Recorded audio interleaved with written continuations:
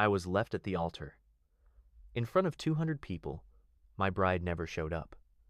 And for the longest time, I thought she simply changed her mind. I blamed myself. Maybe I wasn't good enough. Maybe I pushed too hard. Maybe I didn't see the signs. But what I didn't know, what no one knew, was that she didn't just run. She was paid to leave, paid by someone close to me, someone I trusted like a brother. And when I found out who it was and why they did it, everything changed.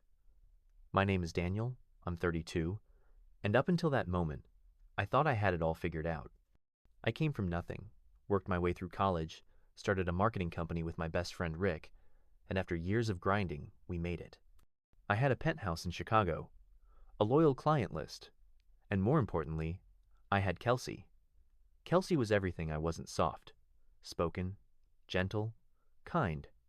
She worked in nonprofit, helping underprivileged kids, and she had this way of looking at the world like it still had beauty in it.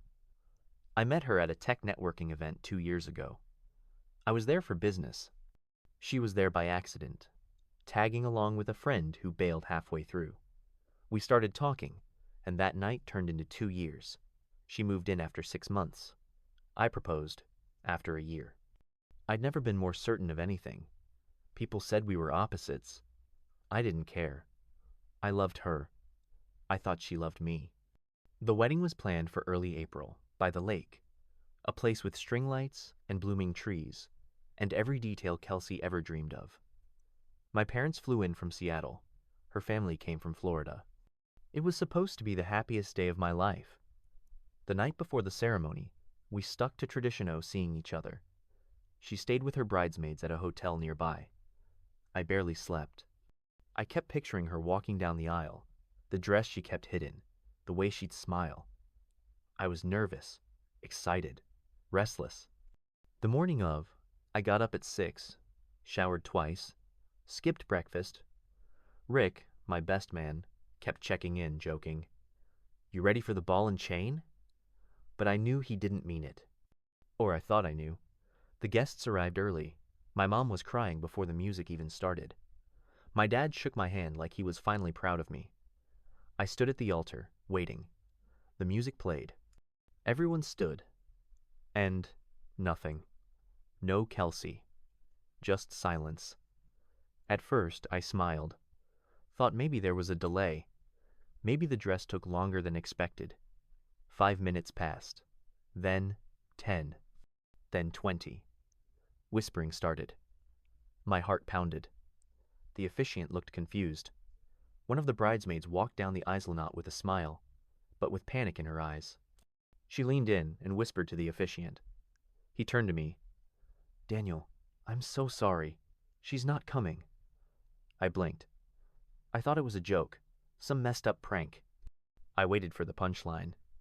But then, I looked around. My mom's face went pale. Her dad sat down slowly, head in his hands. Her mom? She looked like she'd seen a ghost. And Rick. Rick looked tense. Too tense. That was the first crack in everything. The wedding planner confirmed it minutes later. Kelsey had left the hotel at dawn. Her dress was untouched. Her things were gone. No note, no text. Nothing. She vanished. And I stood there, alone at the altar, humiliated, heart shattered, in front of everyone I knew. My entire life, I feared that moment being abandoned, being exposed, being broken in public. And now it had happened. Except what I didn't know, standing there frozen in my own personal nightmare, was that Kelsey didn't do this alone. Someone had planned it. Someone had made it happen. And that someone was standing just a few feet behind me, pretending to be my friend. I spent the next 3 days in a fog. I didn't eat. I barely spoke. My phone was blowing up with messages from people, friends, extended family, old coworkers who saw the disaster online. Someone had posted a clip of me standing there alone at the altar. It got thousands of views, hundreds of comments. Poor guy. Runaway bride. This is why I don't trust women. Everyone had a theory. But I didn't care about any of that. I just wanted to know why. Why did Kelsey leave me? And why didn't she at least say something? I called her phone over and over, straight to voicemail. I called her friends, no answer. Her parents were as confused as I was. Her mom said she tried to reach Kelsey too, but her daughter had shut everything down. I was starting to believe maybe she'd had a breakdown. Maybe she panicked and couldn't face me. But then something happened that changed everything. On the fourth night after the wedding, I got a message. It was from a number I didn't recognize. No name, just one line. You deserve to know the truth. Meet me at 8 p.m. at the parking garage on 5th and Lakeside. At first, I thought it was a prank. But there was something about the timing and the coldness of the message that made my gut twist. I drove there anyway. The garage was nearly empty. It was dark, and I parked near the center. I waited 10 minutes, then 15. Then I saw her. One of Kelsey's bridesmaids, her name was Haley. She walked up to my car with her hands shaking. She looked terrified. She said, "I don't know if I should be doing this, but I can't live with it anymore." I asked her what she meant, and she told me everything. She said Kelsey didn't leave because she got cold feet. She left because she was paid to disappear, paid to walk away from me, the wedding, the entire life we'd built. I asked her who would do that. Who could possibly have that much power over Kelsey? And that's when she said the name. Rick, my best man, my business partner, my best friend since college. I stared at her. I thought she was lying. I wanted her to be lying, but she wasn't. She said that 2 weeks before the wedding, Rick met Kelsey alone at a coffee shop. He told her he had a proposition he'd wire her $75,000 if she agreed to disappear on the wedding day and never speak to me again. She didn't believe him at first. But then he showed her proof, a wire transfer ready to go, and some kind of legal document that would protect her. I asked Haley why Kelsey would ever agree to that. She said Kelsey was already having doubts, that she felt like she didn't belong in my world, that she thought I'd leave her eventually. Rick played on her fears, said I deserved someone stronger, someone who wouldn't hold me back. He convinced her that she was doing me a favor. And the money, well, Kelsey's mom was sick. Hospital bills, debts. Rick knew exactly what button to push. I couldn't breathe. I felt like the world cracked open beneath my feet. Rick, the guy who stood beside me at the altar, the guy who told me, she's the one. He'd orchestrated everything. I didn't understand why. Was it jealousy? Was he in love with her? Or just wanted control over me and the business? Haley didn't know. But she did say this, Rick told Kelsey. You walking away will save him. Trust me. That night, I drove to Rick's condo. I didn't call. I didn't text. I walked straight up to his door and banged on it until my fists ached. When he opened, he looked surprised, but not shocked. He said, "Dan, I didn't expect to see you tonight." I said, "Why did you do it?" And he didn't even deny it. He just looked at me and said, "Because she was going to ruin you. You couldn't see it, but I could." And then he added, "You'll thank me one day." That was the moment I knew I was dealing with someone far more twisted than I thought. I didn't punch him. I didn't scream. I just nodded and walked away. But in my mind, I was already planning exactly how to destroy him. And trust me, I did. In the most precise, public, and irreversible way possible. I didn't sleep that night. I just sat in my car for hours, staring at the city skyline, going over every conversation I'd ever had with Rick. Every joke. Every late night we spent building the company. Every time he said, "I got your back." It was all fake. He betrayed me in a way I didn't even know was possible, and I wasn't going to let it go. I didn't want just revenge. I wanted justice. And I wanted it in a way that would make him feel everything I felt standing alone at that altar. So I started with the company. Rick and I owned it 50/50ths. But here's the thing. I was the face, the brand, the one with client relationships. He handled back-end stuff, contracts, operations.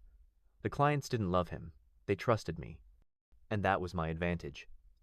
The next morning, I walked into our office like nothing had happened, smiled, said hey to the receptionist, walked past Rick like we were still friends. I spent the next 3 weeks quietly moving our biggest clients to a new LLC I'd set up under my name legally, carefully, without raising red flags.